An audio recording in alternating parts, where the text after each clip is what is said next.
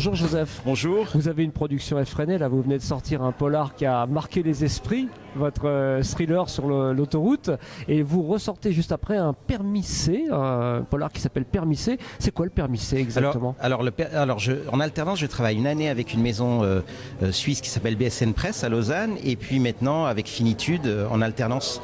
Voilà, donc avec Finitude c'est plus ma veine complètement roman noir, Oui. et avec BSN Press à Lausanne c'est plus une veine autobiographique. Alors ce sont des romans qui sont du gris, on va dire, où j'ai un personnage qui s'appelle André Pastrella, qui est mon alter ego. Oui. Et voilà, j'ai une trilogie que je viens de compléter pour l'instant, peut-être qu'il y en aura d'autres, avec ce personnage d'André Pastrella. Donc permis C, c'est le permis, la carte de séjour en Suisse, Oui.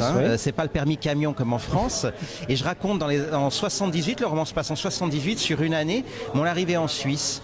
Et donc c'est une période assez sombre pour l'immigration italienne, hein. Il y a une grande vague d'immigration italienne pendant les années 70. Il y a des lois, des initiatives Schwarzenbach que les Français peut-être ne connaissent pas, mais c'était des initiatives populaires visant à expulser la population étrangère. Ah ouais.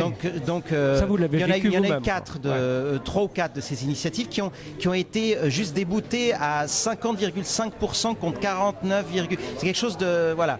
Et c'était une période où il y avait vraiment une vraie xénophobie en Suisse par rapport à cette immigration italienne, qui ensuite va être remplacée par l'immigration espagnole puis portugaise. Et voilà, j'arrive dans ce contexte. Alors c'était le rital qui maintenant c'est une parole presque affectueuse. À l'époque c'était vraiment une parole d'insulte. Donc je raconte ces années où à l'école j'étais chaque fois le nouveau, le rital. En plus mes parents bossaient dans des hôtels, donc ils n'arrêtaient pas de faire les saisons, donc je changeais d'école en permanence. Et puis j'étais toujours confronté à être le nouveau, à être celui qui est différent, à être dans une forme de marginalité.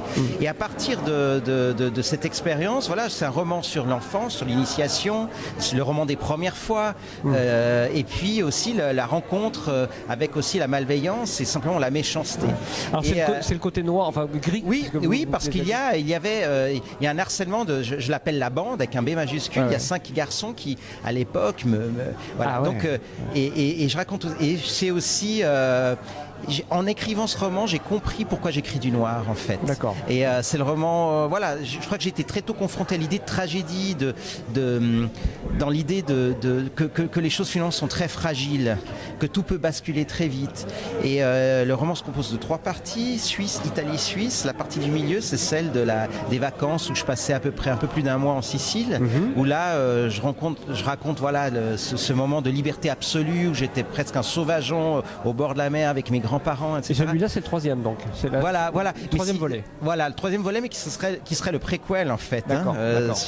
Voilà. Et le 3e qui va être réédité aussi, qui s'appelle Banana Spleen, qui sera édité, je pense, d'ici 2 ans, où j'ai chaque fois ce personnage 12, 22, 32 ans. D'accord. Et voilà, qui sera bientôt aussi distribué en France. Eh ben, on vous souhaite un bon succès donc avec ce Permis C, et puis un bon salon du polar, on va dire, pour faire court, de Besançon, qui est le 19e. Vous êtes déjà venu ici? 3 fois, c'est mon 4e celui-là. Bon, ça marche toujours. Pardon? Ça marche toujours. Ça marche toujours, c'est très chouette. Super. Merci Bob. Joseph. Au revoir.